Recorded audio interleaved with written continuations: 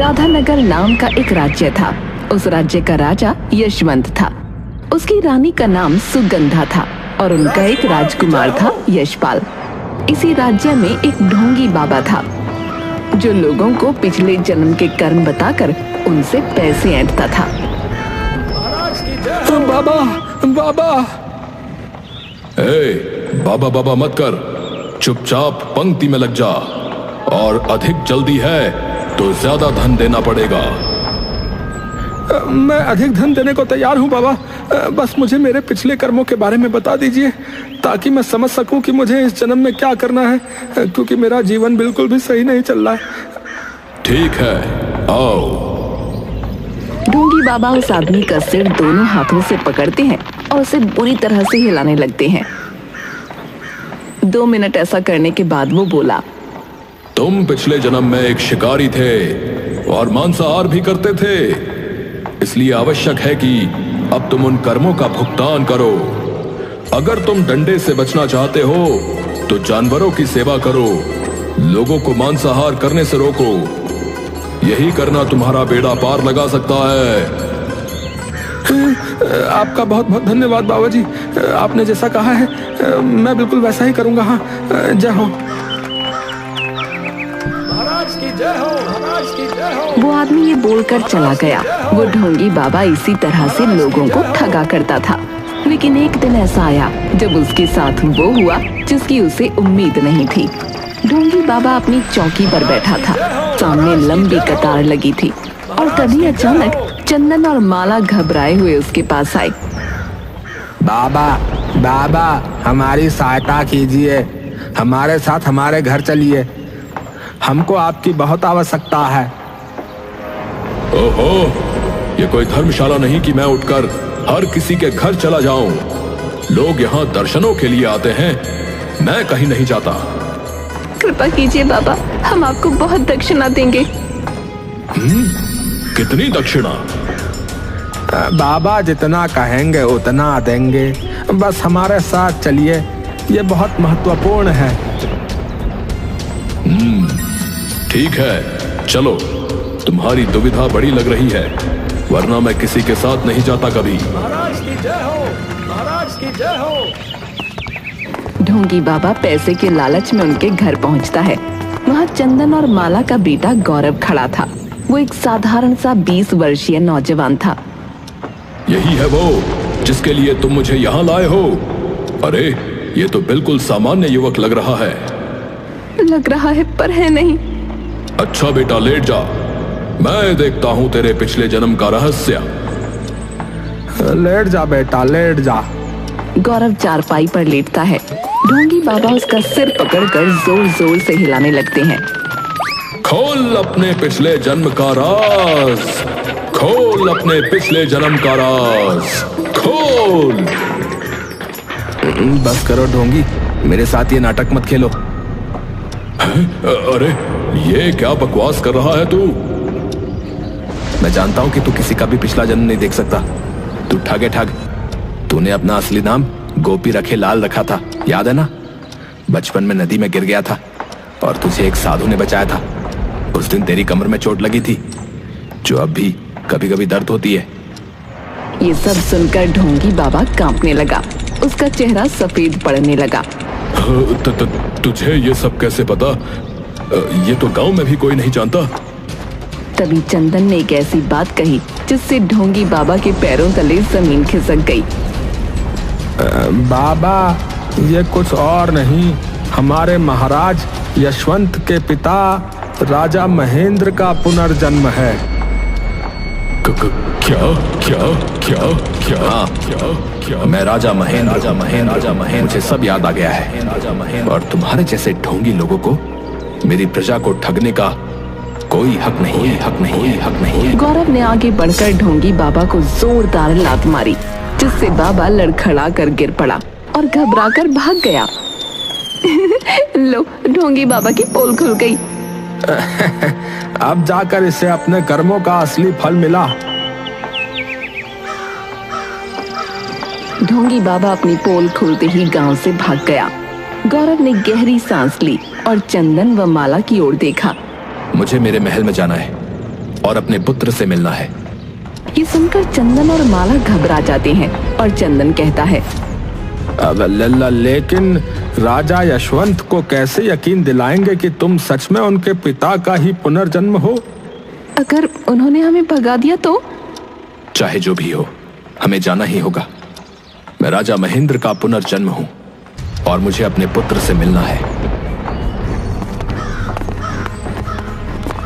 आखिरकार तीनों दरबार की ओर चल पड़े। भारी महल के दरवाजों के बाहर खड़े सैनिकों ने उन्हें रोक लिया, लेकिन चंदन ने किसी तरह राजा से मिलने की गुजारिश की। कुछ देर बाद उन्हें दरबार में प्रवेश मिल गया। राजा यशवंत अपने सिंहासन पर बैठा था। रानी सुगंधा और राजकुमार यशपाल भी पास ही बैठे थे।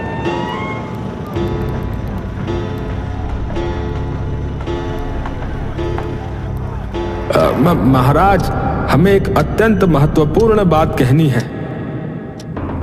बोलो, क्या मामला है? महाराज, ये मेरा लड़का गौरव, ये कोई साधारण युवक नहीं है महाराज। ये आपके पूज्य पिता महाराज महेंद्र का पुनर्जन्म है। राजा यशवंत सुनते ही ठहाका लगाकर हंस पड़े।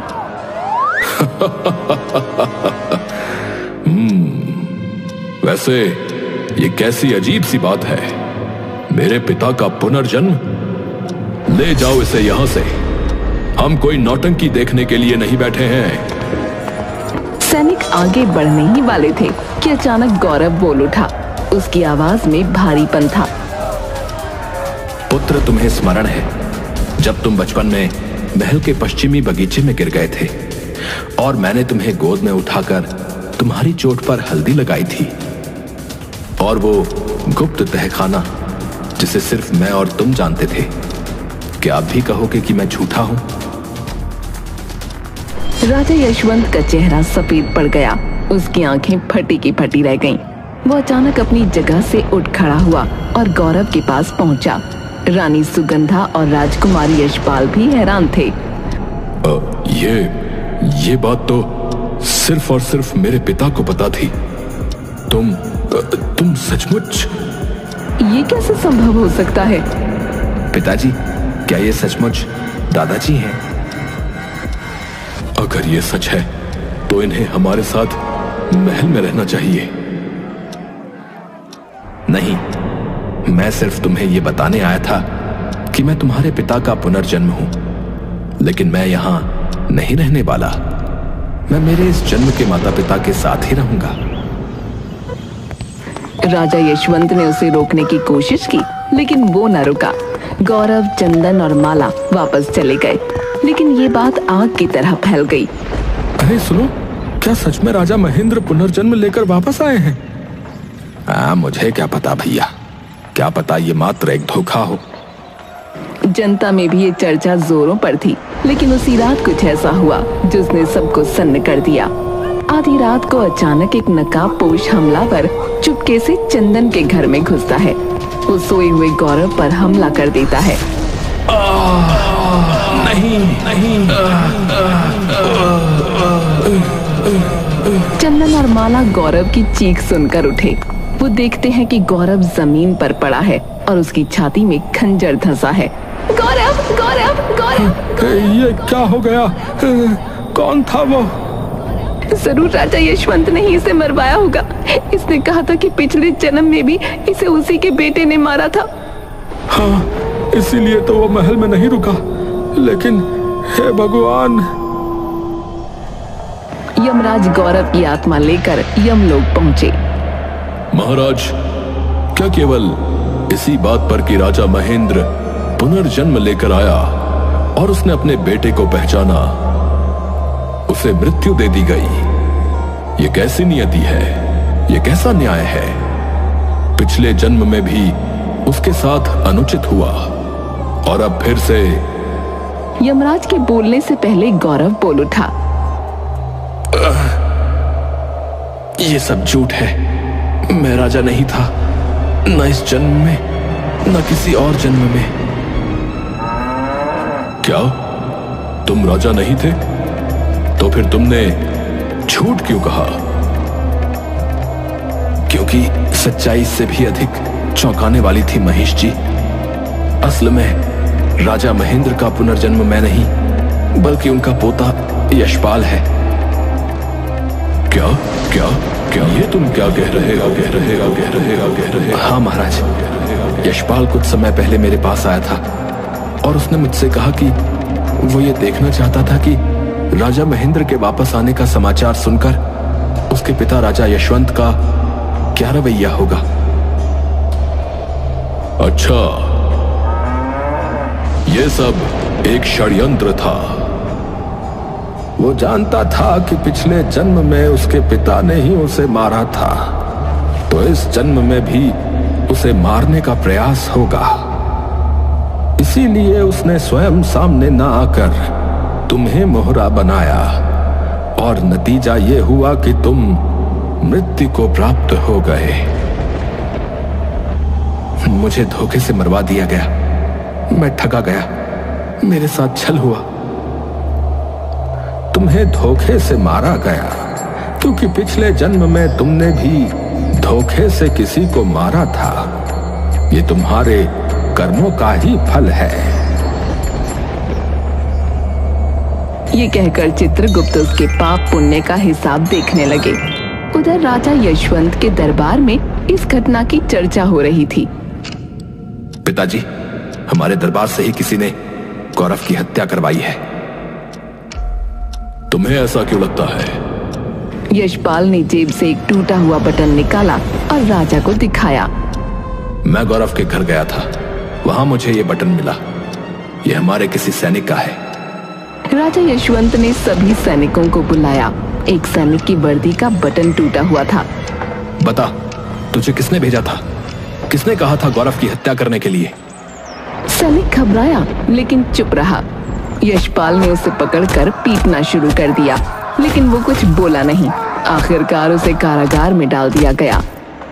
ये काम मेरे पिता ने ही करवाया है, लेकिन मुझे उन्हें रंगे हाथ पकड़ना होगा।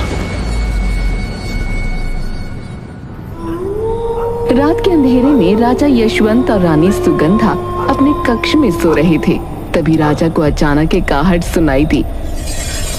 उन्होंने आंखें खोली, लेकिन इससे पहले कि वो कुछ समझ पाते, एक ठंडी धारदार चीज उनकी गर्दन पर टिक चुकी थी। कौन है? मैं हूं। तुमने मुझे एक बार मारा था और अब फिर से मारने का प्रयास किया। तुम्हें क्या लगा था कि इस बार भी तुम सफल हो जाओगे? बेटा, ये तुम क्या कह रहे हो? मैंने कुछ नहीं किया। तो फिर बताओ, गौरव की हत्या किसने की? सत्य बोलो। रानी सुगंधा ने हस्तक्षेप करने की कोशिश की, लेकिन उनका हाथ कांप रहा था। यशपाल, होश में आओ, ये क्या कर रहे हो? यशपाल ने उन्हें दूर धकेल दिया। माँ, आप इस खेल से दूर ही रहें तो बेहतर होगा। मुझे आज अपने पिताजी से सारा सत्य उगलवाना है। बेटा, मैं सौगंध खाकर कहता हूं कि मैंने कुछ नहीं किया। मैं अपने पिता को मारने की सोच भी नहीं सकता।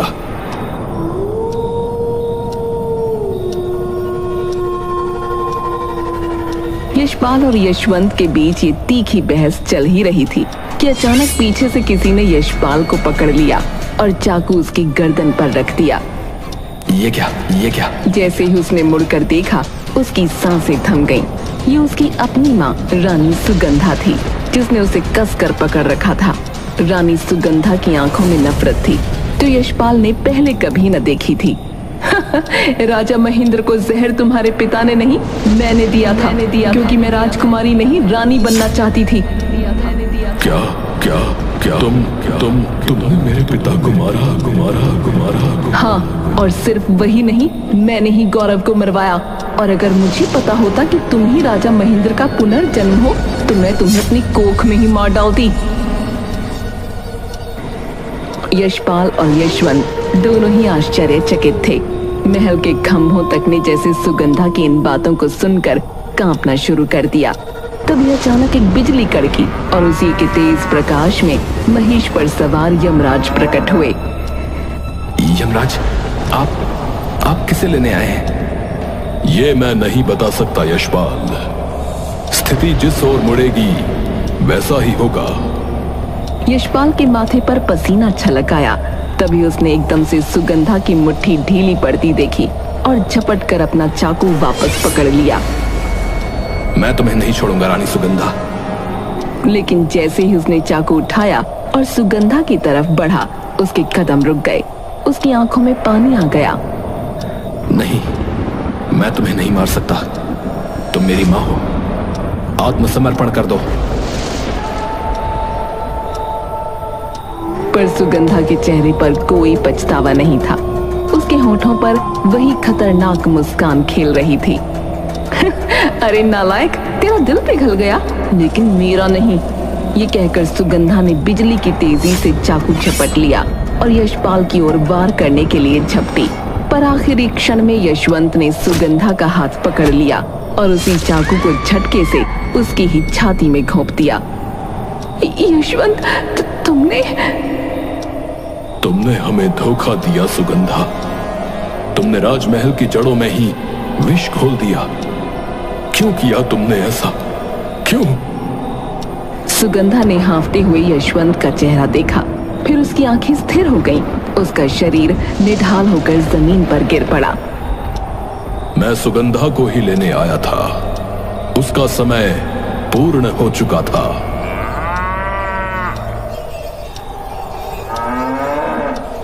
यमराज सुगंधा को लेकर चले गए और राजा यशवंत ने यशपाल को गले लगा लिया।